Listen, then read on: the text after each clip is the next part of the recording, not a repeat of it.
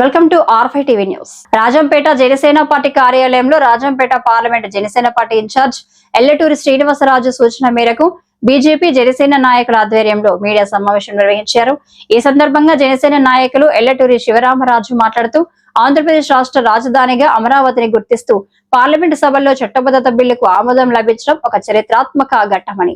ఈ మహత్తర నిర్ణయానికి దేశవ్యాప్తంగా లభించిన మద్దతు గర్వకారణమని, ఈ సందర్భంగా ప్రధానమంత్రి నరేంద్ర మోడీని, ఆంధ్రప్రదేశ్ ముఖ్యమంత్రి చంద్రబాబు నాయుడుకి, ఉప ముఖ్యమంత్రి పవన్ కళ్యాణ్ కి కృతజ్ఞతలు తెలిపారు.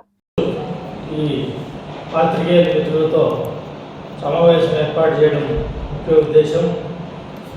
నిన్నటి దినం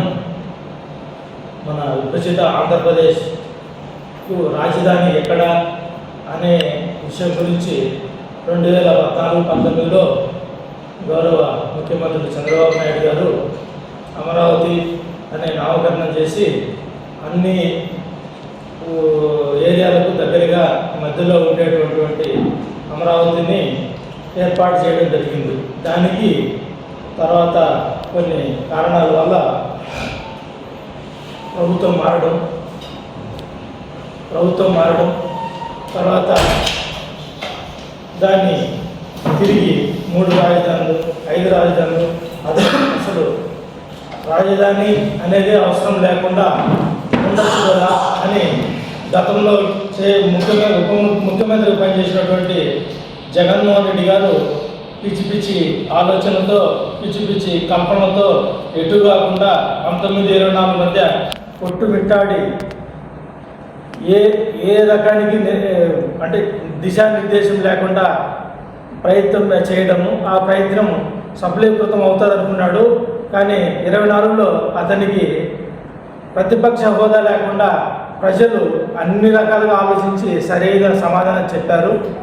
కానీ దీనికి ప్రత్యేకించి మన నిన్నటి దినం గౌరవ ముఖ్యమంత్రి వారు మరియు ఉప ముఖ్యమంత్రి వారు ఒక ప్రపోజల్ పెట్టి ఇక్కడి నుంచి ఢిల్లీకి మనం 2 చట్టసభల్లో రాజధాని ఒక ప్రత్యేకత అంటూ చాటుకొని అమరావతిని కరాఖండిగా చేయాలని చెప్పిన ఉద్దేశంతో గౌరవ ప్రధానమంత్రి గారికి విన్నవించడం జరిగింది. అందులో భాగంగా నిన్న ఉభయ సభల్లో అందరూ ధన్యవాదాలు తెలుపుతూ ఎన్ని పార్టీలు అయితే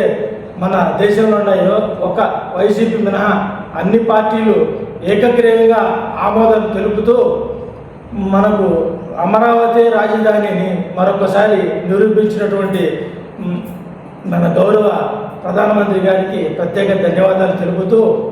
ఈ కార్యక్రమం ఈరోజు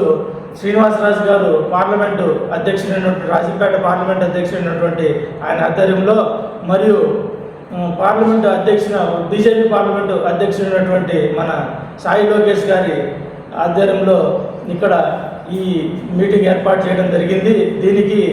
మన కూటమి నాయకులైనటువంటి తెలుగుదేశం మరియు బీజేపీ మరియు జనసేన అందరూ కలిసి ఈ సమావేశం ఏర్పాటు చేసి ధన్యవాదాలు తెలుపుతూ గౌరవ ప్రధానమంత్రి వారికి మరియు ముఖ్యమంత్రి వారికి ఉప ముఖ్యమంత్రి వారికి ప్రత్యేక ధన్యవాదాలు తెలుపుతూ నిన్న జరుగుతున్నటువంటి బృహత్తరమైనటువంటి కార్యక్రమంలో అందరి సహకారం ఉంది కాబట్టి ఈరోజు మనం ఆ రోజు ఈ రాజధానిని ఇటు మార్పులో మన షరీఫ్ గారు అయినటువంటి ఆయన శాసన మండలి అధ్యక్షులైనటువంటి ఆయన కూడా ఆయనను అష్ట కష్టాలు పెట్టి అన్ని ఇబ్బందులు కలగజేసి ఎన్నెన్నో చేసినా ఆయన ఒకే మాట, ఒకే పద్ధతి, ఒకే విధానం మనకి ఏదైతే ఆ రోజు అందరూ అనుకుని ఒక రాజధానికి పెట్టారో దానిపైనే